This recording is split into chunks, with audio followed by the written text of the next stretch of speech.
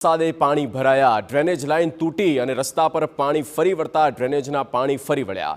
એએમસીના repairing કામ દરમિયાન drainage line તૂટી જતા સ્થાનિકો હેરાન થઈ ગયા છે।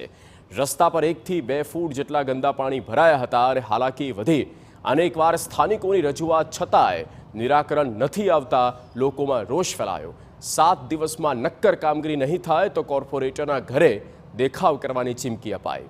2500 જેટલા લોકો ગટરના પાણીની સમસ્યાનો સામનો કરવા માટે મજબૂર છે અને સ્થાનિક કોર્પોરેટર અને અધિકારીઓની કામગીરી સામે લોકોમાં નારાજગી ફેલાઈ ગઈ છે।